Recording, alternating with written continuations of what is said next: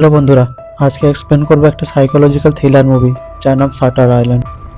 মুভির শুরুতে আমরা দেখতে পাই এক কুয়াশার মধ্যে ঢাকা এক ফেরি মাঝ সমুদ্র ছেড়ে ধীরে ধীরে ওই দ্বীপের দিকে এগোচ্ছে, যার মধ্যে দুজন দেখা যাচ্ছে, টেরি ড্যানিয়েল এবং তার বন্ধু চাক।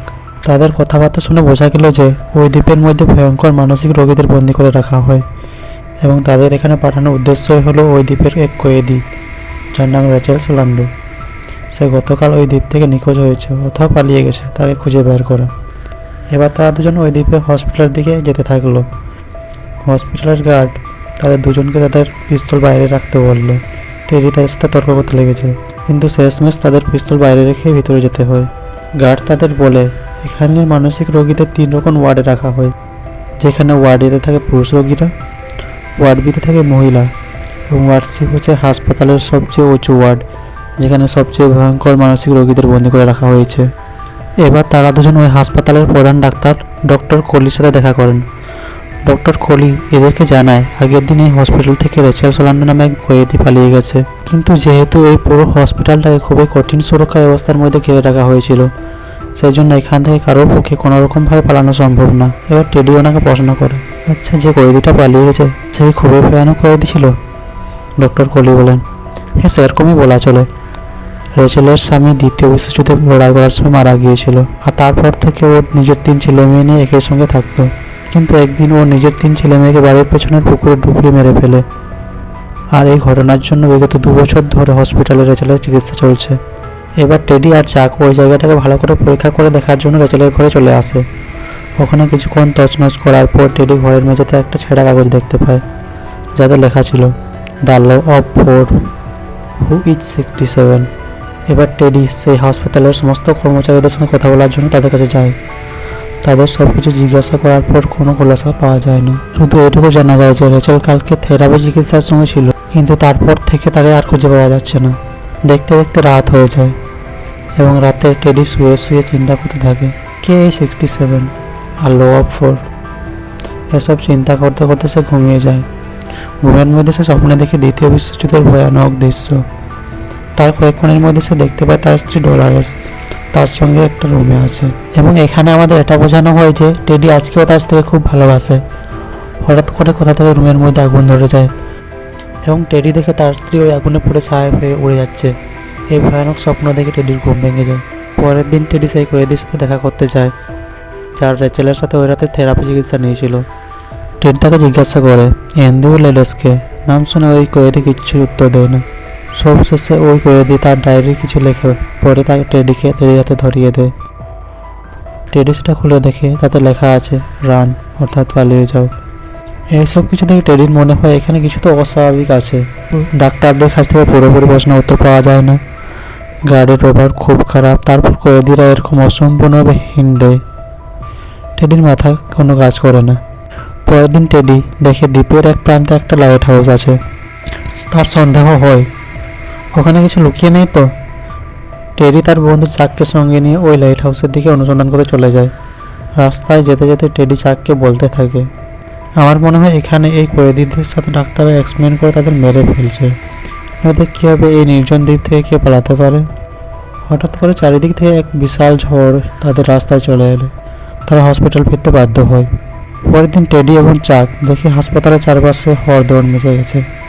গতকালের ঝড়ে সব কিছু যান্ত্রিক জেনারেটর খারাপ করে দিয়েছে, তো সব কয়েদি আজাদ হয়ে এদিক সেদিক দৌড়ে বেড়াচ্ছে, আর ডাক্তাররা তাদের বাগাতে ব্যস্ত। সেই সময় হঠাৎ টেডির মাথায় বুদ্ধি আসে, কেননা এই সুযোগে ওয়ার্ড সিতে ঘুরে দেখা যায়, যেখানে দ্বীপের ভয়ানক কয়েদিরা থাকে। টেডি ওয়ার্ড সিতে ঢুকতে দেখে এক কয়েদি টেডিকে তার দিকে আসার জন্য উস্কানি দেয় আর দৌড়ে পালায়। টেডি তার পিছু করতে করতে এক রুমে পৌঁছয়। রুমে গিয়ে অন্য এক কয়েদির সাথে তার দেখা হয়। টেডি তাকে জিজ্ঞাসাবাদ করলে কয়েদি তাকে জানায়, আমাকে এখানে তোমার জন্যই বন্দি করে রাখা হয়েছে, আর যে মারা গিয়েছে তাকে ভুলে যাও। টেডি কিছু বুঝতে পারে না। আবার তাকে জিজ্ঞেস করে অ্যান্ড্রিউ লেডেস কোথায়।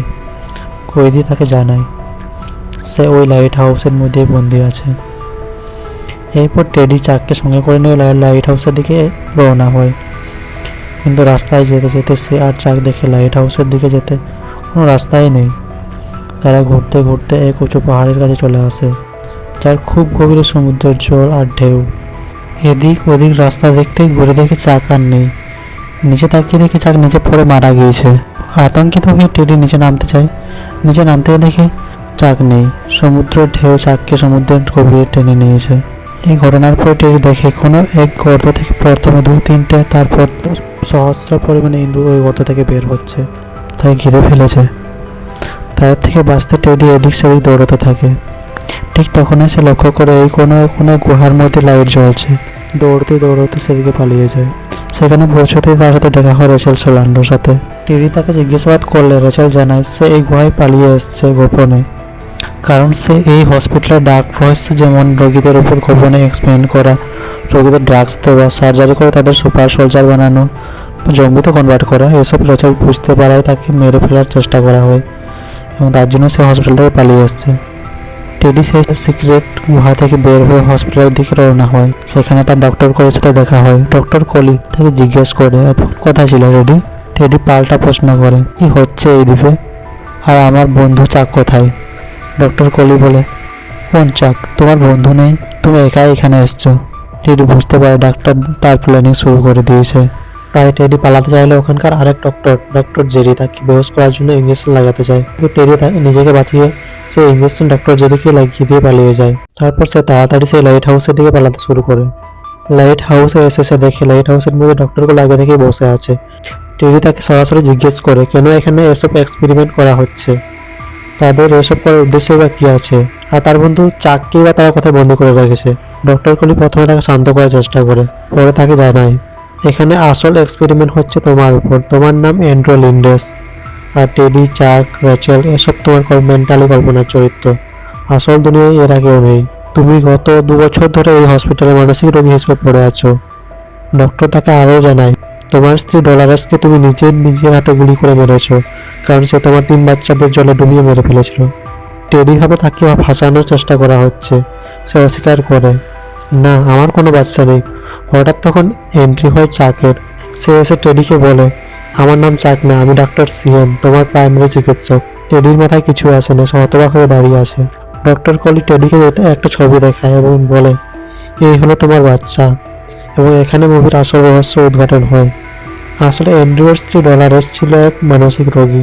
সে একদিন পুরো ঘরে আগুন লাগিয়ে দিয়েছিল, কিন্তু ভাগ্যবশত অ্যান্ড্রু এবং তার বাচ্চারা সেই সময় বেঁচে যায়। পরে তারা সেখান থেকে পালিয়ে কোনো এক নির্জন এলাকায় অন্য একটি বাড়িতে তারা থাকতে শুরু করে।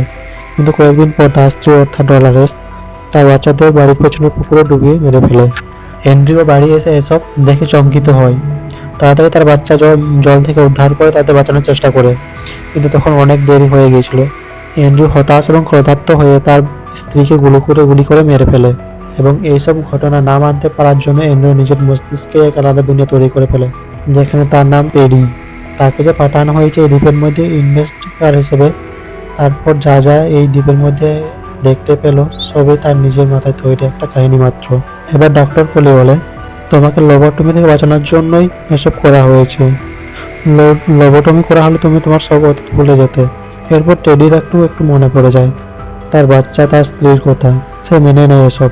ডাক্তার খুশি হয়ে ভেবে নেই তাদের প্রচেষ্টা 2 বছর পর সফল হলো ফাইনালি। কিন্তু পরের দিন যখন ডাক্তার সিহেন অ্যান্ড্রুর কাছে এসে জিজ্ঞেস করে কি খবর, এবার আগে কি করবে ভালো বলে ভাবছো। অ্যান্ড্রু কিছুক্ষণ চুপ থাকার পর বলে বুঝলে চাক, এই পুরো দ্বীপটা ভালো করে পরীক্ষা করে দেখতে হবে আমাদের, কারণ এখানে অনেক কিছু এক্সপেরিমেন্ট কয়েকদিন মধ্যে হচ্ছে, আমাদের এসব ঠিক করে যেতে হবে। ডক্টর সেন ইশারা করে অন্য ডাক্তারদের জানায় তাদের চিকিৎসা ব্যর্থ হয়েছে। ডক্টর করে তার অ্যাসিস্ট্যান্টদের আদেশ দেয় অ্যান্ড্রুকে লোবোটমিতে নিয়ে যাওয়ার জন্য।